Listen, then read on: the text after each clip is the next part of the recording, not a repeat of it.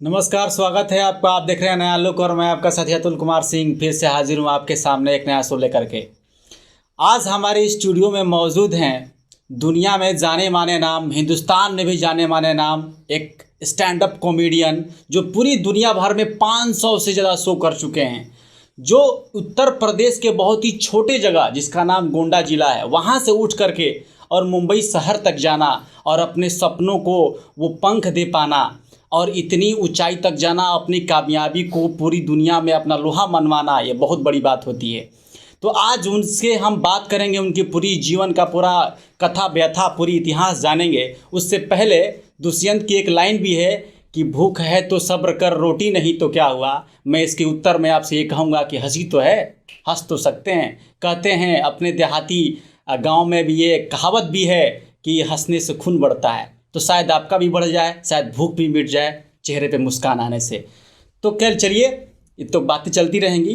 रियाज Indian साहब, बहुत स्वागत है आपका हमारे स्टूडियो में। बहुत शुक्रिया। और आप, मुझे पता चला है कि आप पूरी दुनिया भर में लगभग 500 से ज़्यादा शो कर चुके हैं और काफ़ी नाम भी है आपका। लेकिन सबसे पहला सवाल हमारी तरफ से आएगा कि ये नाम के बाद जो ये टाइटल है इंडियन, ये इंडियन जोड़ने का क्या मादा है? मतलब कोई राजनीतिक इसके पीछे कोई कारण हो या नेशनलिज्म वाला कोई धारा से, विचारधारा से आप जुड़ गए हों, उसके पीछे क्या कारण है इसके पीछे का?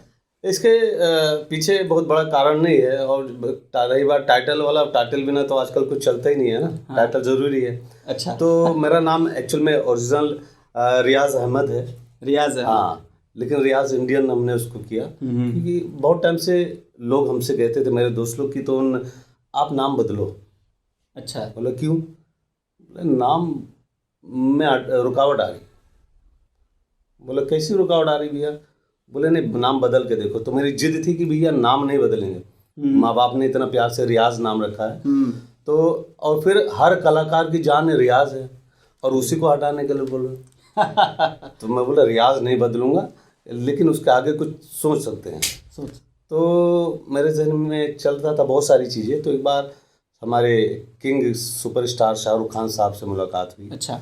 जी हाँ। तो रात को 3 बजे 2003 में। 2003? जी हाँ।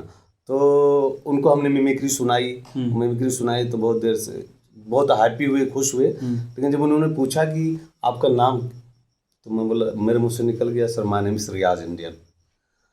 तो बोले वेरी गुड, बहुत अच्छा, तुम्हारी मिमिक्री बहुत अच्छी लगी, लेकिन सबसे अच्छा लगा है मुझे आपका नाम। रियाज इंडियन क्लिक होने वाला नाम है, हटकर नाम है, भीड़ से अलग है। उन्होंने इतनी तारीफ की। बोले एक जिन्होंने आदमी जो खुद सुपरस्टार है, गलत बात तो नहीं कर सकेगा, तो इसमें रियाज है ही। तब से टाइटल वो चिपक गया, फिक्स हो गया। उसके बाद हर जगह रियाज इंडियन फेमस होने लगा। अच्छा, मतलब एक सवाल मेरे मन में ये भी है, मतलब वो काफ़ी कॉमन सवाल है, क्योंकि हर फील्ड से जो भी लोग आते हैं उनसे बड़ा कॉमन सा सवाल, सामान्य सवाल पूछा जाता है कि ये कैसे करें आप, या ये कैसे बनने का सवाल हुआ। तो वहीं हमारे पास भी थोड़ा सा हास्यास्पद है, लेकिन हम पूछेंगे कि कॉमेडियन बनने का जो सपना है ये कैसे आया कि कॉमेडियन बनने का? क्योंकि हर माँ बाप ये चाहता है मेरा बेटा पढ़ लिख के डॉक्टर बने, इंजीनियर बने, IAS बने, वो बने। आपके मन में भी जैसे बात है कि आपकी फैमिली में बाकायदे विरोध होगा माता पिता का कि कॉमेडियन बनना जा रहा, पता नहीं क्या कमाएगा, क्या खाएगा, क्या खिलाएगा जी।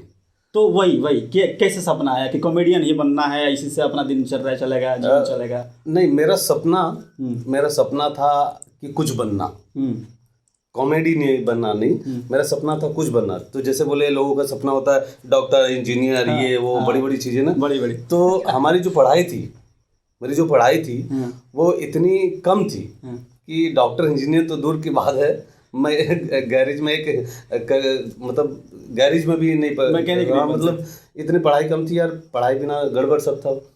5वीं क्लास हिंदी मीडियम, और वो भी गांव की पढ़ाई, गांव की। तो वो भी भाषा हमको हिंदी ही आती थी, गांव की भाषा आती थी। तो उसमें मैंने बोला यार पढ़ाई के हिसाब से तो मुझे कोई बड़ा काम नहीं, डॉक्टर नहीं बन सकता, इंजीनियर नहीं बन सकता। बोले कुछ नहीं बन सकता, तो मैंने सोचा कोई जॉब करेंगे। मुंबई आए, मुंबई में बहुत सारे काम किए हमने। तो मेरा मकसद था कि मेरे माँ बाप जहाँ हैं उनको आगे ले जाने का, परिवार को साथ लेकर तरक्की कैसे किया जाए। हमने काफ़ी काम किया, सब कुछ किया। तो मैंने बोला पढ़ाई मेरी जो है मेरे हर काम में रुकावट बन रही है। हाँ, मैं तरक्की नहीं कर पा रहा हूँ क्योंकि मेरी पढ़ाई इतनी कम है। तो इसके लिए क्या करना चाहिए? तो मेरे जहन में अपने आप ऐसे ख्याल आया, यार फिल्म इंडस्ट्री में एक्टिंग है, वहाँ मैंने सुना है डायलॉग बोलना पड़ता है, डायलॉग हिंदी में लिखना, और वहाँ किसी डिग्री की जरूरत नहीं पड़ती हाँ है। तो अच्छा, हाँ ये अच्छा आपने बताया, बॉलीवुड सबसे ज़्यादा मुझे इसलिए प्रभावित और पसंद आया है हाँ। क्योंकि बॉलीवुड में हाँ। आप किसी भी फील्ड में जाओ हाँ। तो वहाँ पर आपको पूछते हैं कितने पढ़े लिखे हो, कहाँ से हो, तुम्हारे मम्मी पापा, ये दुनिया भर का सवाल करते हैं ना। लेकिन बॉलीवुड एक ऐसी जगह है जहाँ आप जाओ तो आपसे कोई डिग्री नहीं पूछता, सिर्फ आपकी प्रतिभा दिखती है। आप क्या करते हो, हाँ ठीक है नंबर लिख दीजिए बताऊंगा, कहीं नहीं पूछते। ये सबसे अच्छी बात, ये नहीं पूछेगा कौन से जात के हो, कौन से धर्म के हो, कौन सी जगह, आप एज ए इंसान हो, वेलकम है। तो ये चीज़ मुझे बहुत पसंद है। तो मैं फिर वही आता हूँ कि पढ़ाई की वजह से हमने कई काम करना चाहा भी नहीं कर पाया, तो मैं सोचा एक्टिंग में ट्राई करता हूँ, तो डायलॉग हिंदी में पढ़ लूँगा, करूँगा, शायद इसमें कुछ हो जाए। एक्टिंग के पीछे लगा रहा, भागता रहा, कहीं कोई रिस्पॉन्स ही ना मिले, तो साइड में जॉब भी करता था, स्ट्रगल भी करता था। हाँ, संघर्ष बहुत लंबा रहा है। हाँ, इतना लंबा था समझ में नहीं आ रहा था कि मतलब ख़त्म होगा या नहीं ख़त्म होगा। अच्छा। अरे तो फिर मैंने सोचा मुझे मिमिक्री का शौक़ हुआ। अच्छा। मिमिक्री का शौक़ हुआ, एक फिल्म देखी मैंने जॉनी लीवर साहब की, अनमोल फिल्म का नाम था। तो उस फिल्म में जॉनी भाई ने 2-3 आवाज़ें निकाली थी, तो मैं फर्स्ट टाइम मैंने सुनकर हैरान हुआ कि भाई एक आदमी दूसरे की आवाज़ कैसे निकाल सकता है। तो मैंने अंदर से मेरी भी तमन्ना जागी कि मैं कोशिश करता हूँ, तो मैं पागल हो गया, वो बार बार डायलॉग रटूँ, ये करूँ, धीरे धीरे इंटरेस्ट पैदा होने लगा। जब मुझे 2-4 आवाज़ें निकालने लगा तो जिसको सुना वो तालियां बजाए, तो मुझे उसमें इंटरेस्ट आने लगा, लेकिन उसको पैसा नहीं बनाया मैंने, पैसा नहीं, मतलब थोड़ा सा कॉन्फिडेंस मिला, हाँ, कि काम कर सकता हूँ। जी हाँ, तो एक्टिंग की तरफ भागता रहा, लेकिन ये मजाक मजाक में जो सीखा मिमिक्री, इससे हमारा हर जगह लाभ होता रहा, शो मिलने लगे। खैर मतलब इस पे तो हम आएंगे रियाज भाई बहुत बाद में भी कि ये स्ट्रगल कैसा रहा आपका। थोड़ा सा शुरुआती दौर में अगर हम लोग चलें तो आप गांव के गोंडा जिला एक ऐसा जिला है जो पूरे यूपी में थोड़ा सा बदनाम है, रंगबाजों का जिला कहा जाता है, एक से एक वहाँ से बाहुबली पैदा हुए, ये हुए। अब इतने छोटे से जगह से एक लड़का उठ करके मुंबई शहर जाता है, माया नगरी कही जाती है, फिल्मों का शहर कहा जाता है, बड़े बड़े लोग हैं, एक से एक लोग सपने लेके जाते हैं, कितने लोगों के सपने पूरे होते हैं, कितने लोगों के सपने अधूरे रह जाते हैं। तो वहाँ एक छोटे से शहर का लड़का वहाँ जाता है सपने करके अपने को ये करना है और वो कर लेता है। तो इसके बारे में जरा बताइए दर्शकों को, साथियों को, कि यहाँ कई सारे ऐसे लोग आपको दिख रहे होंगे जिनके मन में ये सवाल होगा कि मतलब मैं भी वहाँ जाता, लोग हमको सुनते, मैं भी थोड़ा सा 2-4 लोगों के बीच में हमारा नाम होता, तो जरा उनको भी जरा मोटिवेट और अपनी कहानी बताइए। सबसे पहली बात तो जिला गोंडा, ये हमारा जिला पड़ता है, और जिला गोंडा भी तो बड़ा है, लेकिन हम रहते थे एक गाँव में जिसका नाम बड़नापुर है। बड़नापुर पास में एक बाजार, जो सबसे पहले जो कुछ सामान खरीदने जाओ रगड़गंज आता है, तो ये जिला पड़ता है, यानी कि जिला गोंडा से 25 किलोमीटर दूर हमारा गांव पड़ता है। हाँ, ठीक है। तो आपने अच्छा कहा कि लोग ये जानना चाहते हैं कि मतलब एक छोटे से गांव से इतना दूर जाकर ये कैसे नाम कमाए। मुझे बहुत से लोग कहते हैं मैं भी करना चाहता हूँ, मैं भी ये करना, तो मैं उनको कहता हूँ देखो, अंग्रेजों की एक लाइन मुझे बहुत पसंद आती है, हालांकि मुझे इंग्लिश नहीं आती, लेकिन उनकी एक लाइन है, एवरीथिंग इज पॉसिबल। बहुत आई लाइक इट, मतलब एवरीथिंग इज पॉसिबल, मतलब अगर आप इंसान हो और किसी ने ये काम किया है तो आप भी कर सकते हैं, लेकिन आप दिल से करोगे, आप मान लो कि कुछ भी करके करना है, वो दृढ़ संकल्प प्रतिज्ञा, तो आप हो जाएगा। क्योंकि उसी तरह से देखिए कामयाब वही होता है, करो या मरो, जिसने ठान लिया, गांधी वाले लाइन। कोशिश होना चाहिए। समुंदर में आप डूब रहे हो, आपको मालूम है डूब जाएंगे, लेकिन कोशिश बचने की इतनी होनी चाहिए कि मर जाऊंगा, समुंदर भी हार मान जाए, हाँ, तो वो कोशिश होना चाहिए। यहाँ बहुत से लोग जाते हैं बॉलीवुड में, समुंदर किनारे, समुंदर किनारे में नज़ारे देख लिए, सुंदर लड़कियां देख लिए, फिल्म देख लिए। कुछ लोगों के घर वाले मनी ऑर्डर करते हैं कि बेटा चिंता मत करना, अमिताभ बच्चन बन के ही आना, पैसे लगा रहा हूँ मैं। ये पैसा लगा रहे हैं, उनको लग रहा है कि तो मेहनत कर रहे हैं, लेकिन वो टहल रहे हैं। इनका असली स्ट्रगल शुरू होता है जब इनका पैसा घर से आना बंद हो जाए, तब ये अपने औकात में आते हैं। फिर अगर हिम्मत रहा उनमें तो टिकते हैं, नहीं तो फिर बेटा अब आ जाओ, छोड़ो, मैंने चांस दिया था आपने, कुछ नहीं हो सकता। कुछ हुआ नहीं। हाँ, लेकिन टिकता वही है जिसने ईमानदारी से मेहनत की। वही है ना, पढ़ाई लिखाई हो गया भाई, एग्जाम में पास होने का डर उसे नहीं होता है जिसने पढ़ाई की। डर उसे होता है जो पढ़ाई नहीं करता, है ना। अगर आप वही है जो संघर्ष करता है। हाँ, मतलब तो वही है कि मतलब अगर आप चाहोगे दिल से, लेकिन आपको काम तो करना पड़ेगा। काम करना, कर्म चाहे छोटा हो बड़ा हो, कोई भी काम हो, काम करना पड़ेगा। ठीक। और फिर ये नहीं कि मैं ये हूँ वो कैसे करूँ, आपको क्या चाहिए वो भी तो देखो। हाँ, है ना। आप पूरी दुनिया 12 घंटा सोती है, 2 वक्त की रोटी कमाती है, आप भी 12 घंटा सो के आप चाहते हो चांद तारे मिल जाए, पॉसिबल नहीं। तो आपको 12 के बजाय 15 घंटा ड्यूटी करना पड़ेगा, तभी भीड़ से अलग हो पाओगे। ठीक है, थोड़ा सा मैं प्रोफेशन की तरफ सवाल लेके जाना चाहता हूँ आपके। अच्छा। कि मतलब ये आया कि आपको भोजपुरी मीडिया का, भोजपुरी सिनेमा का आपको जॉनी लीवर कहा जाने लगा, और भोजपुरी जगत के लोग आपको बुलाते भी रहे कि आप आ जाइए, काम कीजिए, लेकिन आपने नकार दिया कि नहीं, मैं ये बहुत फूहड़पना है यहाँ पे, और भाषा की मर्यादा नहीं है वहाँ पे, शब्दों का गरिमा नहीं है, तो मैं यहाँ काम नहीं करूँ। क्या है इसको थोड़ी सी? हाँ, मैंने शुरुआत में 6-7 फिल्में की भोजपुरी, लेकिन मैंने देखा कि उसमें गंदगी, वल्गैरिटी बहुत, तो फिर घर वाले भी हमारी वो फिल्में देखते हैं, मतलब बेटा कहाँ काम कर रहे हो, कैसी फिल्में कर रहे हो, ये तो फिर मैंने सोचा यार ये तो गंदगी है। और फिर बहुत से लोगों ने कहा ये घटिया काम करोगे तो हिंदी फिल्म इंडस्ट्री आपको नहीं लेगी। अच्छा, वो भी एक डर था। हाँ, वो भी डर था। तो मैंने भोजपुरी फिल्म, मैं बोला भैया, बहुत ऑफर आए मेरे दोस्तों के आते थे, भैया सॉरी यार भोजपुरी फिल्में नहीं करूँगा, तो मैंने छोड़ दिया। लेकिन अब मुझे ऑफर आ रहे हैं और वापस मैं भोजपुरी फिल्में करना चाह रहा हूँ, और कई लोगों से बातें भी चल रही। मतलब ऐसा नहीं हो सकता कि क्या मतलब आप वहाँ जाएं और एक नज़ीर बन जाएं कि नहीं मैं वल्गैरिटी नहीं करूँगा, मैं खराब शब्दों का प्रयोग नहीं करूँगा, लेकिन फिर भी लोगों को हंसाऊँगा, उनको एंटरटेन करूँगा, तो ये भी एक नज़ीर बनने का रास्ता तो हो ही सकता है ना, जा करके। तो मतलब इस तरह से नकार देना है कि नहीं वो सब लोग वैसे ही हैं तो हम कीचड़ में नहीं उतरेंगे, तो वही बात है ना कि जब तक आप कीचड़ में उतरेंगे नहीं तो वो साफ कैसे होगा। हाँ, तो मैं पहले उतरा था। हाँ पहले उतरा हूँ, 7 फिल्में की मैंने। अच्छा। वाह खिलाड़ी वाह, भोजपुरिया दरोगा, गंगा तोरे देश में लागी ऐसी लगन की फिल्में, अंदर उतर कर देख लिया क्या है, तो मैं बोला यार कोई फ्यूचर नहीं है। मुझे लगा कि यार यूपी बिहार इतना बड़ा देश है, इतने पावरफुल के लोग हैं यहाँ पर, क्यों नहीं तरक्की कर रहे हैं। तो वहाँ पता चला डिसिप्लिन, छोटे बड़ों का अदब, ये सारी चीज़ें जो शहर में लोग कहते थे गांव वालों से सीखो, लेकिन फिल्म के जरिए बहुत गलत चीज़ें बता रहे थे, गलत चीज़, इसलिए मैंने छोड़ दिया।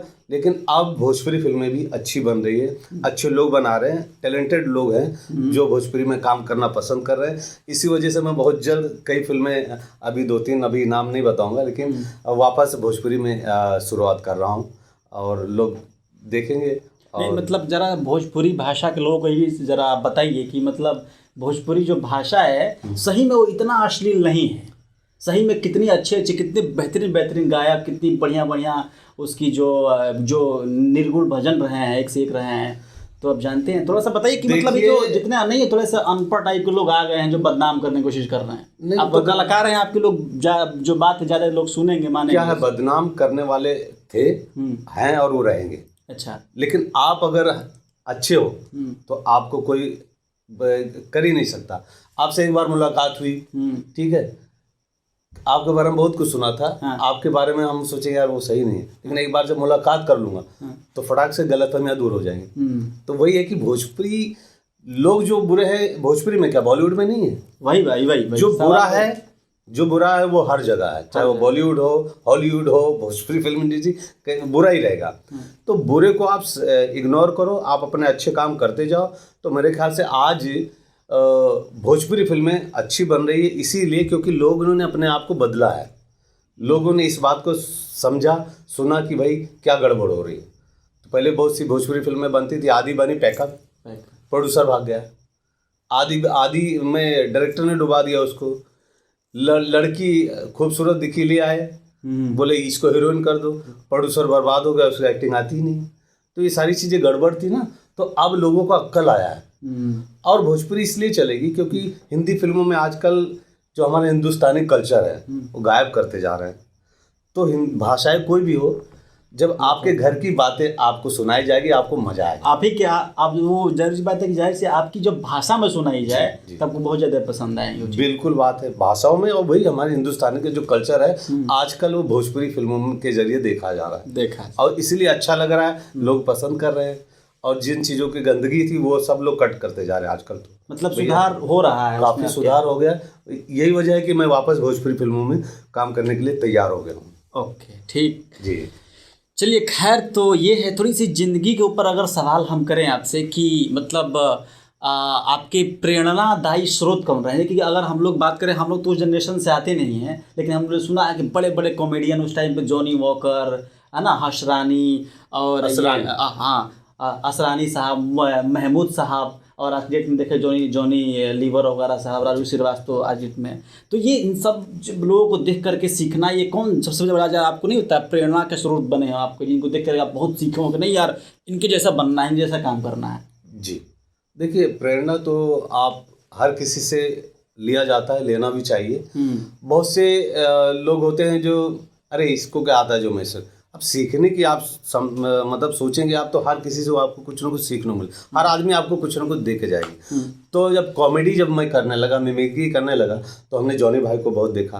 तो जॉनी भाई एक तरह से आपके ज़्यादा प्रेरणा रहे? प्रेरणा जॉनी भाई रहे, क्योंकि जॉनी भाई के फिल्म में उनका सीन देखकर मुझे मिमिक्री सीखने की इच्छा जाहिर हुई। हाँ, लेकिन संगत का असर है। जो आज मैं stand up comedian, mimicry artist, जो लाइव शो में तो ये संगत का असर है। हमारे बहुत प्यारे दोस्त हैं, दुनिया जानती है, सुनील पाल जी, वो हमारे अच्छे मित्र है। तो साथ में टहलने घूमने, एक दूसरे के शो में शामिल होने की वजह से, उस संगत का असर की वजह से आज हम स्टैंड अप कॉमेडी कर रहे हैं, फिल्मों के साथ साथ। जी।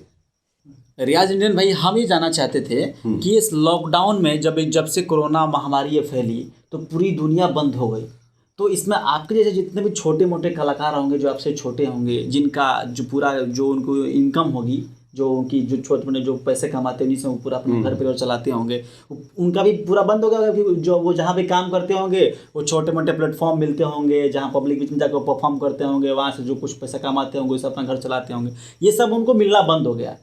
तो ज़रा इसके बारे में बताइए कि क्या परेशानी क्या आई इसके पीछे, और ये जो इसके बीच में OTT प्लेटफॉर्म जो है, जो खासकर जो ऑनलाइन प्लेटफॉर्म है, बहुत अचानक से हिट हो गया, बूम कर गया। जी। अब जो इस टेक्नोलॉजी से नहीं जुड़ा है वो तो पूरा पीछे के पीछे खाई में ही छूट जाएगा वो। देखिए, कोरोना की वजह से समस्या सिर्फ बॉलीवुड में ही नहीं है, पूरी दुनिया में तकलीफें आई है। हर आदमी परेशान है, इसका शिकार हर कोई हुआ है। किसी के भी मतलब जिसका दुख वही समझ सकता है, उसके बारे में बता भी नहीं सकते, इतना तकलीफदायक हुआ है। लेकिन सबसे ज़्यादा परेशानी ये हुई है कि कोरोना में सिर्फ जो गरीब थे उनको लाभ हुआ है। हाँ, जो अमीर थे उनको लाभ ये था कि उनको तो कोई फर्क नहीं पड़ता। जो गरीब थी उनका मदद करने वाले भी लोग थे, भाई अड़ोसी पड़ोसी, सरकार है। लेकिन जो अमीर और गरीब के बीच में थे, वो बेचारे दब गए, क्योंकि वो तो ना तो आपसे उधार मांग सकते हैं, उनका अपना स्टेटस अपना है, सब कुछ, भैया कभी हाथ नहीं फैलाया, वो आपसे उधार भी नहीं मांग सकते और ना ही मदद कर सकते। तो सबसे ज़्यादा परेशानियों का सामना उन्हें करना पड़ा जो बीच में मिडिल क्लास वालों को। हाँ, सबसे ज़्यादा। और बाकी रही कलाकारों का ऐसा है कि बहुत सारे कलाकार शो में जाते थे, वो सारी काम बंद पड़ गया।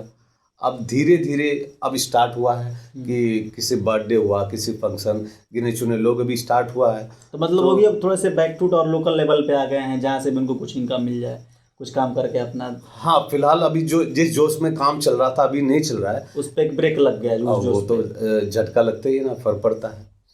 तो अब धीरे धीरे वापस सब सही हो जाएगा। मैंने सुना है वैक्सीन भी आ गई। ठीक है। तो रियाज इंडियन भाई, जरा सा हम ये भी चाहेंगे कि आपकी अंदर की जो प्रतिभा है, जो कला है, वो जरा आप नया लुक के दर्शकों को भी जरा सुना करके दिखाइए कि जो मिमिक्री आप करते हैं, जो 2-4 फेमस आर्टिस्ट हैं उनकी जरा सा। अच्छा, थोड़ा सा ये भी हम जानना चाहते हैं कि सबसे टफ मिमिक्री आपको किस आर्टिस्ट की, किस एक्टर की लगी हो? देखो, ये अच्छा सवाल है, बहुत लोग करते हैं। मतलब सबसे मुश्किल सवाल मतलब किसकी आवाज़ निकालने में सबसे ज़्यादा आपको तकलीफ हुई हो, जिसमें बहुत ज़्यादा रियाज करना पड़ा हो? नहीं, मैं तो खुद ही रियाज हूँ, तो रियाज नहीं कर। देखो, मेरे माँ बाप ने बहुत सोच समझ कर मेरा नाम रखा रियाज, क्योंकि मैंने कभी रियाज करना नहीं पड़ा, लेकिन ऐसा नहीं है, रियाज के बिना काम नहीं होता ना। गरीब आदमी का नाम राजा कर दोगे तो राजा नहीं होगा। राजा बनने के लिए कर्म करना पड़ेगा, मेहनत करना पड़ेगा। तो मेरा जो है ना कि नाम जो है खुद ही रियाज है, तो रियाज करता भी रहता हूँ। तो नहीं करूँगा तो ऐसा नहीं कि नाम तो रियाज नहीं चलेगा, है ना। तो कलाकार जिसको मतलब उसको एक्सेप्ट करने में, अडेप्ट करने में काफी मुश्किलें आई। हाँ यार, सॉरी, मैं आपके पॉइंट ये था कि मतलब कौन सी आवाज निकालने में ज़्यादा मुश्किल होता है। मुझसे बहुत से लोग ऐसे सवाल करते हैं कि आपको सबसे ज़्यादा कठिन मुश्किल किस कलाकार की आवाज़ निकालने में होती है। तो मैं लोगों को ये बताता हूँ, भाई जो काम आपको नहीं आता उस काम को करने में आपको मुश्किल आएगी, और जो काम आपको आता है उसमें काहे की मुश्किल है ना। तो ऐसा नहीं है। हाँ, कोई आवाज़ें आप सीख रहे हो अभी, प्रॉपर आपको आई नहीं है, अचानक फरमाइश आ गई तो थोड़ा कठिन ये होती है, यार कैसे करूं, करना तो है ही है। मैंने कहा ना, करो या मरो। तो अगर अब यहाँ ये सोचता हूँ मैं हमेशा कुछ भी करने से पहले कि यार अगर नहीं करूँगा तो मर जाऊँगा, इसलिए वो हो जाता है। अच्छा, करना है या मरना है तो कर जाओ ना साहब, क्यों मरेंगे, है ना। ठीक। हाँ, तो इसलिए वैसे आज हमारे बीच नहीं रहे, बहुत बेहतरीन इंसान थे। खाली फिल्मों के जरिए उन्हें लोग बुरा कहते थे। मुगम्बो खुश हुआ, अमरीश पुरी। जी हाँ, ऐसा मैं नहीं कहता, लोगों का मानना है कि अमरीश पुरी जी की वॉइस मतलब मेरे जरिए बहुत से लोग आज कर रहे हैं। हाँ। सभी कॉमेडियन ये चीज़ जानते हैं। हाँ। तो मैं अपने आप को बहुत खुशनसीब मानता हूँ कि क्योंकि ऐसा सुनकर ही अच्छा लगता है कि अमरीश पुरी की वॉइस आज जितने भी लोग दुनिया में कर रहे हैं वो आपकी देन है। तो जरा सा वो सुनाकर भी दिखा दीजिए। तो अच्छा सुनाता हूँ। DDLJ का एक बहुत बेहतरीन डायलॉग था उनका। अमरीश पुरी साहब शाहरुख खान से बढ़ के होते हैं, अपनी वाइफ को कहते हैं, कमीने साले बेशरम, अपने आप को हिंदुस्तानी कहते हैं, ऐसे हिंदुस्तानियों को तो चुल्लू भर पानी में डूब मरना चाहिए। एक बेगैरत आया था बियर लेने, मैंने कहा स्टोर बंद हो चुका है, जबरदस्ती उठा ले गया, और तो और लज्जो दुर्गा की मूर्ति तक तोड़ दी उसने। मैं तो कहता हूं तू शुक्र कर भाग्यवान जो अंग्रेजी पन के चक्कर में नहीं पड़ी, वरना वही हाल होता धोबी का कुत्ता, न घर का न घाट का, मुगम्बो खुश हुआ। तो अच्छा लगता है। इसके बाद और कोई कलाकार हों जो और मुश्किलात लगे आजकल कॉमेडी के दौर में? जॉनी लीवर साहब को तो लोग जानते हैं, पसंद करते आए हैं और पसंद करते रहेंगे। लेकिन इस लाफ्टर में आए हुए एक कलाकार है जिसे लोग बहुत प्यार करते हैं, बहुत पसंद करते, उसकी आवाज ही उसकी पहचान बन गई, जबकि वो सिंगर नहीं है, कॉमेडियन है। उनका नाम है एहसान कुरैशी। एहसान कुरैशी साहब को बहुत लोग पसंद करते हैं, उनका अंदाज उन्हीं के सामने मैं निकालता हूँ। हाँ। वो नाम लेते हैं अब एहसान कुरैशी और मैं निकालता हूँ, लोग बहुत पसंद करते हैं, कोशिश करता हूँ उनका एक अंदाज। एहसान कुरैशी। कभी ऊपर जाता है, कभी नीचे आता है, कभी ऊपर जाता है, कभी नीचे आता है, ये झाड़ क्या तेरे बाग का है, कभी भी चढ़ जाता है। तो एहसान जी का अच्छा रियाज भाई, इसका कुछ ट्रिक भी क्या? मतलब कई सारे स्टैंड अप कॉमेडी में देख रहे होंगे आप, जो लड़के आज कॉमेडी या मिमिक्री सीखना चाहते हो। जी। कुछ इसका ट्रिक भी है क्या कि ये आवाज में जो मॉड्यूलेशन लाना, कहाँ पिच ज्यादा रखना, कहाँ बेस भारी रखना है, इससे कुछ ट्रिक भी है क्या? जरा सा आप गाइड कर दें उनको, या कुछ ट्रिक उनको दे दें इस काम को। मुझे बहुत से लोग कहते हैं, मुझे नहीं पता था, लेकिन मुझे लोग कहते हैं कि भाई ये गॉड गिफ्ट है। अच्छा, ये गॉड गिफ्ट, ऐसा मैं नहीं कह रहा हूँ। हाँ। ऐसा लोग मुझे कहते हैं भैया गॉड गिफ्ट है, ये हर किसी के पास नहीं होता। शायद गॉड गिफ्ट हो, क्योंकि जो चीज़ें आप देख रहे हो वो बना सकते हो आप, जो चीज़ आपको दिखाई नहीं दे रही है वो आप कैसे करोगे? तो गॉड गिफ्ट तो होती है हर चीज़। हाँ, लेकिन मतलब कोशिश करने से या कुछ आप जब तक कोशिश नहीं करोगे, आप मेहनत नहीं करोगे, तब तक वो चीज़ नहीं होती। गॉड गिफ्ट यही होता है कि मतलब गॉड जो है, अल्लाह, खुदा, भगवान आपको इशारा करता है ये काम आपके लिए है, आप इसको करो। और इसमें आपको कामयाबी हासिल हुई, फिर आप उतनी मेहनत करोगे तो वो फल मिलना शुरू हो जाएगा। फिर दुनिया कहेगी मतलब कोई ट्रिक नहीं है या कोई कुछ ऐसा इसका ट्रिक नहीं है, कोई ट्रिक नहीं है भैया। इसका क्या है, क्योंकि मतलब आप कहना चाहते हैं कि मतलब ऐसा कुछ ऐसा एक टेक्निक हो जिससे जो मतलब थोड़ा बहुत अभ्यास करने से वो चीज़ें आ जाएं। इससे गला तो चाहिए, गला चाहिए। हाँ, गला, क्योंकि गले बिना तो काम नहीं होगा। अच्छा, गले बिना दाल गलेगी नहीं, है ना, गला चाहिए। अच्छा, और इसमें बहुत सारी चीज़ें हैं। आप, मैंने फिर वही बोलूँगा मैं एक लाइन कि एवरीथिंग इज़ पॉसिबल, अगर आप करने की ठान लो तो। लेकिन आप चाहोगे भैया हमें फल ये चाहिए, ये चीज़ें चाहिए, आसमान तारे सितारे चाहिए, और आपको जब वैसे रोज़ खा के सो जाओगे, नहीं होगा। आप कर्म करोगे तो फल की गारंटी है, फल की। वरना कहने वाले तो यही कहते हैं कर्म करते जाओ, फल का क्या है, बाजार से ले लेंगे। ठीक है, मतलब थोड़ा सा हम ये भी चाहेंगे कि जो बहुत ही आपको मिमिक्री इनका करने में, जिन आर्टिस्टों का आपको बहुत आसान लगा हो कि यार इनका तो बिल्कुल झटके में हम कर देंगे, चुटकी के खेलेंगे, अच्छा, तो जरा उनके भी जरा करके जरा दिखा दीजिए दर्शकों को हमारे, जो आसान लगा हो। हाँ, जिनको आसान लगा हो कि बहुत, हाँ, आसान वही है जो बच्चे कर रहे हैं आजकल। हाँ। मैं भी बच्चा बन जाता हूँ। हाँ। वीर सिंह, हम तुम्हें देखकर हैरान नहीं हुए और ना ही परेशान हुए। हम तुम्हें मारेंगे और ज़रूर मारेंगे, लेकिन वो गोली हमारी होगी और वो बंदूक भी हमारी होगी। आज तो हमें सिर्फ ये देखना है कि हम पे पहली गोली कौन चलाता है। और हाँ, रही बात सांप और बिच्छू की, तो ये हमें काटते नहीं बल्कि बाजू से रेंग जाते हैं। ये राजकुमार साहब। और कोई एक दो आर्टिस्ट जो आपको बहुत पसंद हो? हमारी नहीं, लेकिन हमारे नया लुक के दर्शकों को बहुत पसंद है। हाँ। वो नाना पाटेकर साहब। हाँ, क्या बात। नाना पाटेकर साहब तो हम लोग तो 2-4 लाइन सोचते यार याद रहेगा कि नहीं रहेगा। हाँ। लेकिन नाना पाटेकर साहब को लिस्ट दे दो तो फिर वो डायरेक्टर बोलता है कट कट कट, तब वो रुकते हैं। जब क्रांतिवीर का जो आखिरी वाला डायलॉग, जी हाँ, क्रांतिवीर में बड़ा धमाल था।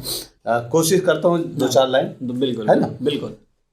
नाना पाटेकर साहब को क्रांतिवीर में फांसी की सजा होती है और उनकी तमन्ना होती कि मुझे वही फांसी लटका दो जहाँ से हमने क्रांति की शुरुआत की थी, क्रांति मैदान में। नाना पाटेकर साहब वहाँ गरीबों को देख के कहते हैं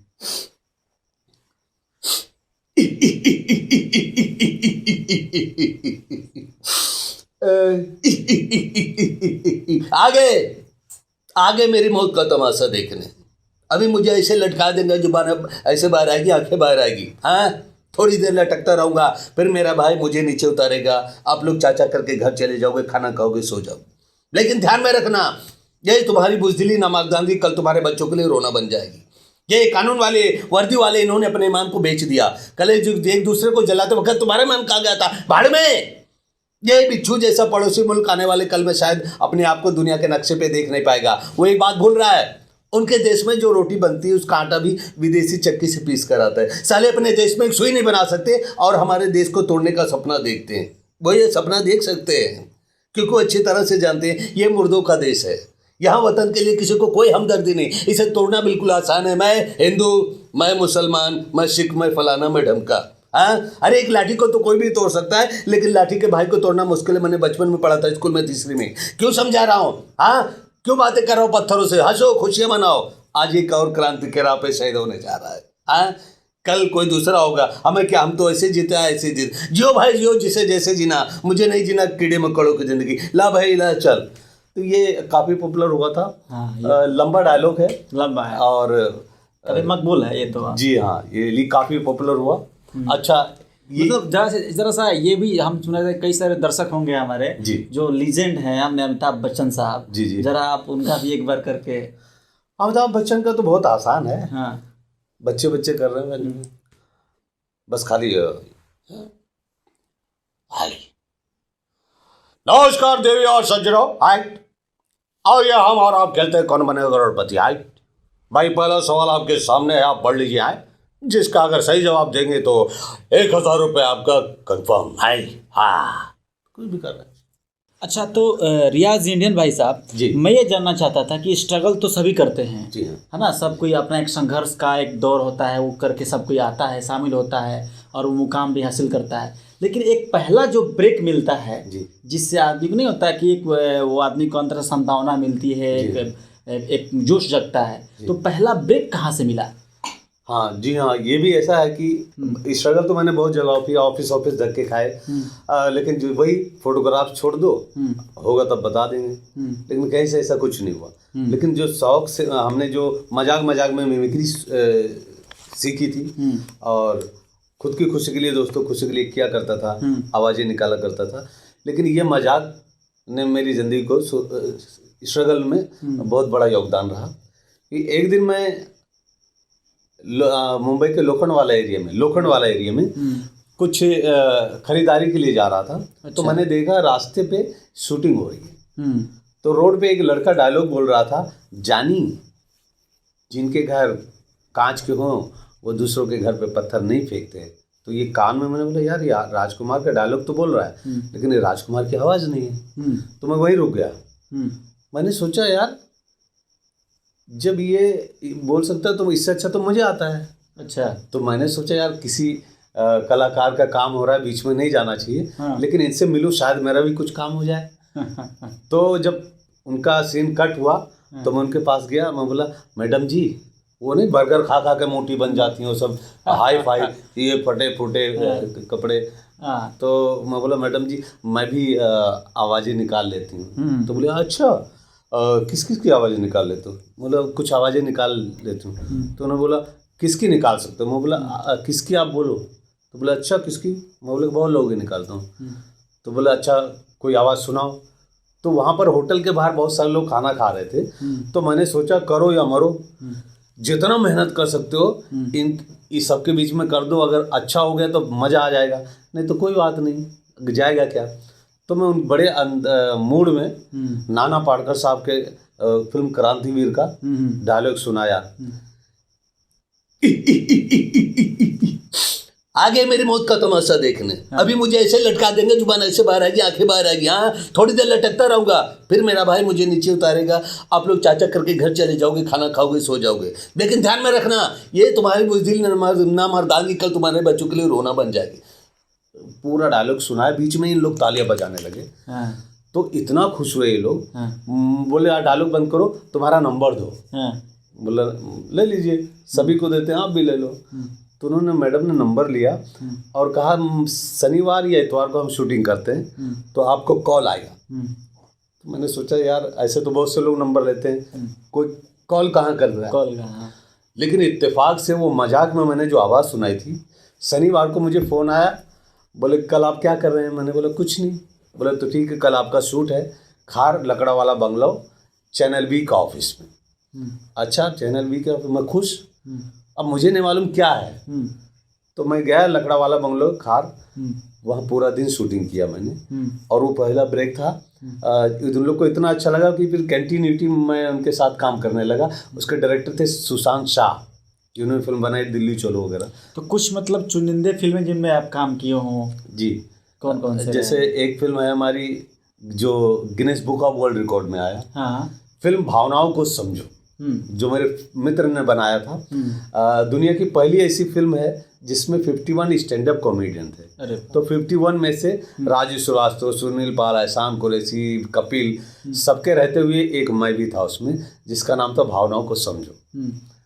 और कुछ टीवी सीरियल जिनमें बहुत हिट हुए, जिनमें आप काम किए हों? आज ये जो मैंने बताया B4U, ये चैनल वी पे सीरियल आती थी, इसका नाम था BPL ऑयल, जो ब्रेक मिला मुझे, वो सीरियल किया मैंने।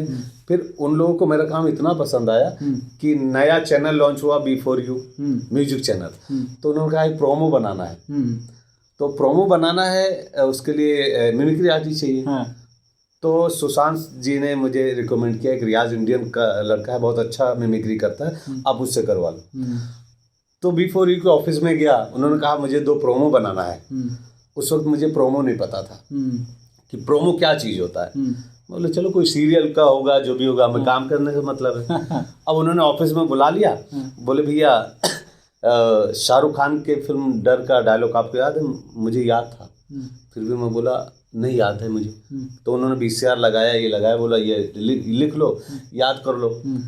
तो मैंने B4U पे पूरा दिन VIP ट्रीटमेंट, एकदम स्टार जैसा, गाड़ी में बिस्लरी पानी वगैरह सब लेके घूम रहे थे।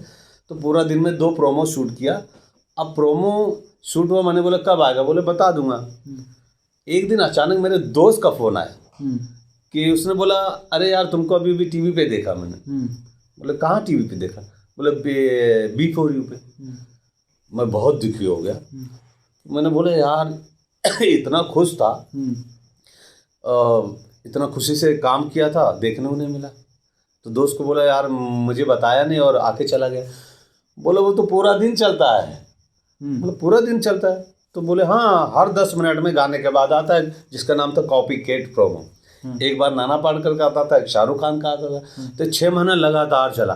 तब मुझे पता चला प्रोमो उसको कहते हैं जो बार बार आता है।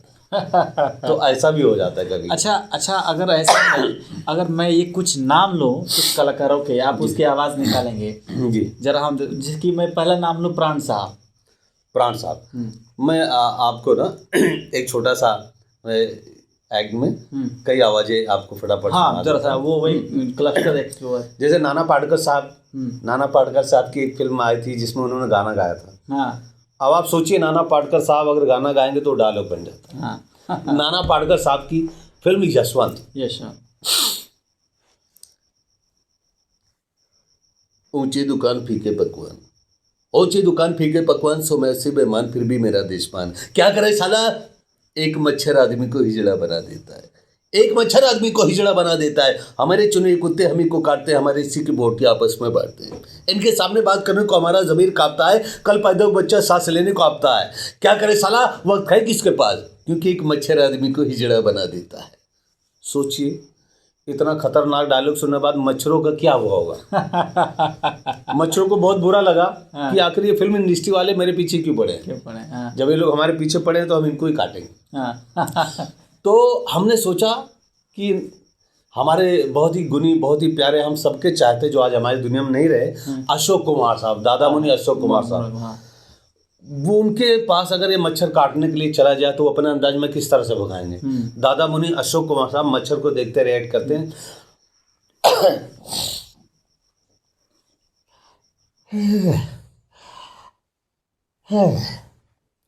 अरे मच्छर, अरे मुझे काटना चाहता है, अरे मुझे मत काट, अरे मुझे काटेगा तो तुझे दम्मा हो जाएगा, क्योंकि मैं दम्मे का मरीज हूँ, और वैसे भी मेरा खून पी करना तुझे मजा आएगा और ना मुझे मजा आएगा। अरे मेरा खून पी कर तुझे ऐसा लगेगा जैसे तूने थम्सअप पिया हो।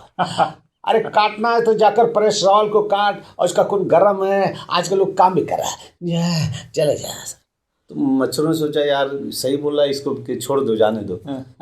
परेश रावल साहब के पास चला गया मच्छर। तो अपने अंदाज में किस तरह टिपिकल अंदाज में भगाते परेश रावल,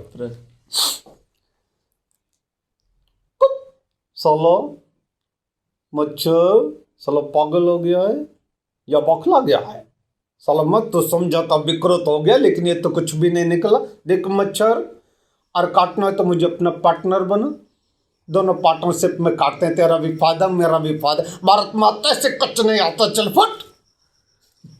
वहां से मच्छर चला गया हमारे शक्ति कपूर साहब के पास। तो वो किस तरह भागे, आओ ताक दिन आदिन आओ, अरे मुझे काटना चाहता है, अरे मुझे काटना चाहता है, अरे काटना है तो काटने, नो प्रॉब्लम, लेकिन अगर तू समझता है मुझे काटने से मेरी शक्ति तुझ में आ जाएगी तो इतनी गलत फहमी है, क्योंकि मेरे अंदर तो अब शक्ति रही नहीं, सारी शक्ति घर के काम करने में खत्म हो गई। आओ मैं जाऊं ललिता।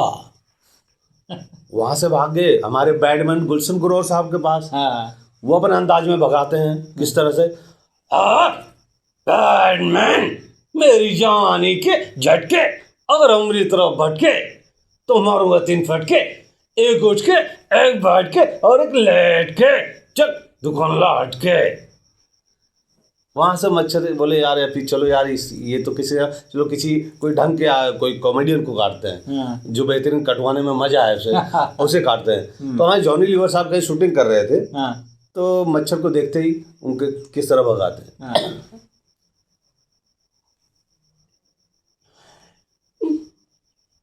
बाबा अरे मच्छर, मेरे भाई, मेरे जिगर में फेफड़े, मुझे मत काट। देख मच्छर, मेरी बीवी की आदत है छोटे छोटे बच्चे। ये पहले लड़का, इसका नाम राजू, खाता है काजू और बैठता दुकान के बाजू। मच्छर, मेरा खून मत पी, पीने तो नारियल पानी पी और निकल ले। तो वहां से भी निकल लेते हैं। तो इस तरह से हमारे मच्छर चले जाते हैं। सबसे लास्ट में शाहरुख खान साहब। अच्छा अच्छा। शाहरुख खान साहब अपना अंदाज में किस तरह भगाते हैं।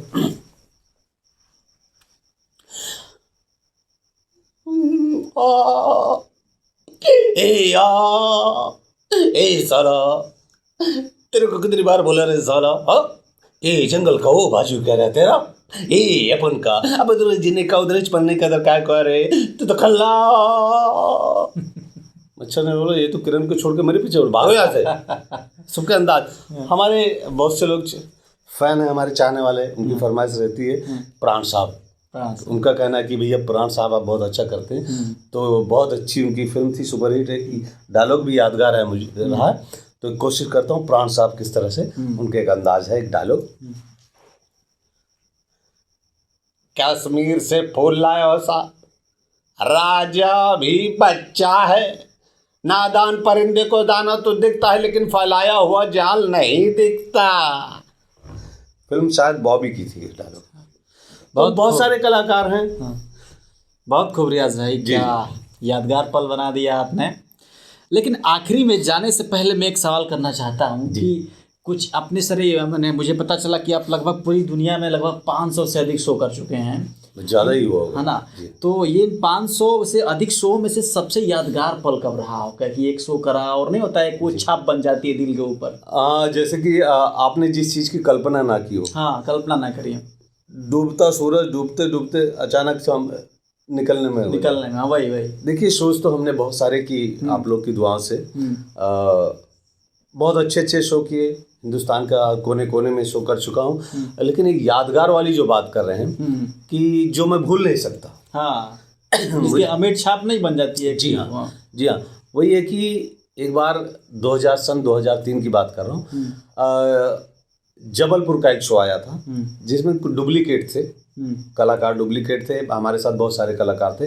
उसमें ओरिजिनल थी मारुति गुड्डी और किशोर भानुशाली और बाकी अनिल कपूर, शाहरुख खान, अमिताभ बच्चन, सब डुप्लीकेट थे। बड़े पोस्टर में लगे थे। मैं भी पोस्टर में एक माइक लेके लगा हुआ था। अब यादगार इसलिए क्योंकि जहाँ होटल में ठहरे थे तो पूरी मीडिया अनिल कपूर से इंटरव्यू ले रही, शाहरुख खान से इंटरव्यू ले रही। मुझे लगा मैं भी कलाकार हूँ, ये मैं भी बॉम्बे से आया हूँ, मेरा भी कोई इंटरव्यू लेगा। लेकिन मेरी तरफ आने से पहले पैकअप हो जाता था। तो अंदर से मैं बहुत दुखी हुआ, नर्वस हो गया कि यार कलाकार का पेमेंट तो लिया है मैंने और बुलाया भी है, फिर वो इज्जत नहीं मिल रही, वो रिस्पेक्ट नहीं, बेइज्जती हो रही है हिसाब से। मतलब कोई बात नहीं, रब है, देखता है। फिर जहाँ शो था सारे कलाकार वहाँ गए ग्रीन रूम में, वहाँ भी इंटरव्यू वाले सब उन्हीं लोग के पीछे पड़े रहे। तो भी चलो और नर्वस हो गया। फिर सारे कलाकार की एंट्री, मैंने सोचा मारुति गुड्डी ओरिजिनल थी, जिनको पोस्टर में देख के लोग भीड़ इकट्ठ हुई थी, टिकट शो था, उनका एंट्री हो गई, किशोर भानु की हो गई। मैं और नर्वस कि यार बड़े बड़े आर्टिस्टों के एंट्री होने के बाद मुझे कौन सुनेगा। लेकिन कहते हैं जाको राके साइयाँ मार सके ना कोई। लास्ट में एक डांसर बजी थी जिसकी एंट्री बाकी थी। मुझे लगा अब मेरी एंट्री भी नहीं होगी, लेकिन वो डांसर से पहले मेरी एंट्री के लिए नाम आ गया आपके बीच, रियाज अंजन। भाई साहब, मैं स्टेज पे चढ़ा हूँ, ऊपर वाले की ऐसी कृपा और करम रहा, पता नहीं किसकी दुआ लग गई या ऊपर वाले को मुझ पे तरस आ गया। इतनी बेहतरीन जानदार सुपरहिट यादगार एंट्री रही, 20 मिनट नॉन स्टॉप मैंने लोगों पब्लिक को हंसाया। और जितनी तालियां मैंने किसी की एंट्री पे नहीं पाई, सुनी थी कान में, अपनी एंट्री पे पाई। और जब मेरी एंट्री हो गई, जब मैं नीचे गया तो मेरे और जो एंकर था, एंकर ने मुझे बुलाया वापस, रियाज इंडियन साहब एक बार वापस प्लीज़ आइए। दोबारा फरमाइश? हाँ, दोबारा बुलाया। बोला हाँ जी कैसे। उसने यूँ कंधे पे हाथ रखा और बोला पब्लिक से, बोले भाई साहब इस लड़के को मैं नीचे देख रहा था, ये पतला दुबला पतला, कोई ना जानता ना पहचानता, ये इतने लोगों के बाद इसे कौन सुनेगा। लेकिन देखिए कलाकार कलाकार होता है, कला वहाँ नहीं दिख रही थी, जगह पे आए तो कला दिखी। और आप लोगों ने जो रिस्पॉन्स दिया है, वाकई मैं इनका फ़ैन हो गया, मैं ज़बरदस्त फ़ैन। भैया बहुत बहुत शुक्रिया। वो मेरा जितना ये सीना चौड़ा हुआ, जब स्टेज के नीचे उतरा तो एक दो मीडिया वाले रुके थे, मेरे पीछे आए सबको छोड़कर, बोले माफ़ी चाहता हूँ, आपके बारे में नहीं पता था मुझे, आप इतने अच्छे कलाकार हो और सारी चीज़ें, आपसे बोलो कोई बात नहीं। पैकअप होने के बाद भी इंटरव्यू उन लोगों ने लिया मेरा वहाँ पर। ये जीवन में मैं कभी भुला नहीं सकता, ऊपर वाले का करिश्मा हुआ वहाँ मुझे। चलिए, रब जिसको चाहता है बड़े दिल से चाहता है। तो मैं आखिरी में जाने से पहले ये थोड़ा सा चाहूँगा कि आप हमारे दर्शकों के लिए जी एक थोड़ा सा कॉमेडी का जो शगुफा है कुछ सुना देते तो बहुत अच्छा होता। शगुफा? हाँ, एज ए सौगात जब आप आए हैं हमारे मेहमान जी जी स्टूडियो, कोई भी जो आप जनरली जब शो वगैरह में जाते हैं तो जो आप करते रहते बस यही मैं हो, उसी में से कोई एक गुलदस्ता निकाल के पेश कर दर्शकों दे। के लिए मैं यही कहना चाहूँगा कि, बल्कि मैसेज देना चाहूँगा, बहुत से बड़े कलाकारों को देखकर यूपी, बिहार, हर कोने कोने से लोग अमिताभ बच्चन को देखकर अमिताभ बच्चन बनना चाहते हैं, लेकिन माँ बाप से पैसा लेकर या चोरी से भागकर बॉलीवुड के में हीरो बनने के लिए आते हैं। तो मैं उनसे यही कहूँगा, आप में वो बात है तो ही आप घर से निकलिए, और अगर आप निकल ही गए हो तो आप दिन रात एक करके संघर्ष करिए, क्योंकि ये मुंबई दिखती बहुत खूबसूरत है, लेकिन उस खूबसूरती के पीछे बहुत मेहनत है। क्या वो आप कर पाएंगे? अगर आप में वो जज्बा है तो आपको कोई रोक नहीं सकता है, क्योंकि हमारे साथ के बहुत से मित्र हैं, वो बनना चाहते हैं कि मैं भी आपकी तरह करना चाहता हूँ। तो मैं उनको यही कहता हूँ कि आप आओ, प्रॉपर तरीके से आओ, जो नहीं आता आप सीखो, अगर आप में बात है तो आप बन जाओगे, बन जाओ। हाँ, तो दर्शकों से यही कहना चाहूँगा कि जो लोग कलाकार हैं वो बनना चाहते हैं, जो कलाकार है वही बन पाएगा, ठीक है। हाँ, अपने माँ बाप का दिल दुखाकर घर से ना भागें, अपने माँ जहाँ भी जाओ आप माँ बाप के आशीर्वाद हर वक्त लेते रहो, उनका दिल दुखा के कोई कुछ नहीं बन सकता। बहुत से लोग हैं माँ बाप का दिल दुखाकर भाग कर जाते हैं, फिर एक दिन वापस वैसे ही लौट जाते हैं खाली झोला लेकर। तो कलाकारों के लिए यही कहना चाहूँगी भैया कि कशिश दिल की हर चीज़ भुला देती है, कशिश दिल की हर चीज़ भुला देती है, बंद आँखों में भी सपने सजा देती है, इसलिए सपनों की दुनिया ज़रूर रखना, क्योंकि हकीकत तो अक्सर रुला देती है।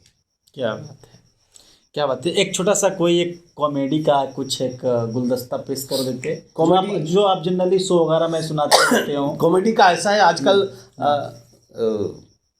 कॉमेडी का ऐसा है आजकल, हर कोई घर में, ऑफिस में, दफ्तर में कॉमेडी ही चल रही है, जब से ये 1 साल लॉकडाउन में कोरोना आया है। हाँ, तो इस कोरोना काल पे जो का एक ऑब्जर्वेशन रहा हो, तो जब से लॉकडाउन आया, हाँ, लोगों ने हंसना सीखा भी है, क्योंकि कुछ लोगों ने ये सोच लिया दुखी ही रहने से अच्छा खुश रहो यार, खुश रहो, क्योंकि ना हाँ, अब कोरोना ऐसी चीज़ है जिसे मारा नहीं जा सकता, क्योंकि वो दिखाई नहीं देता है, दिखाई नहीं देता है। और कोरोना है ये भी न्यूज़ के जरिए पता चलता है, सही बात है ना। तो कोरोना में देखिए, मैंने बॉम्बे में एक ऑटो वाला से पूछा, भाई साहब क्या हाल है आजकल, कोरोना का क्या हाल है? अरे चुप कहिए भैया, कुछ कोरोना नहीं है, हम नहीं मानते। बोला आप नहीं मानते? नहीं, हम नहीं मानते। तो फिर ये पट्टी क्यों लगा रखी है?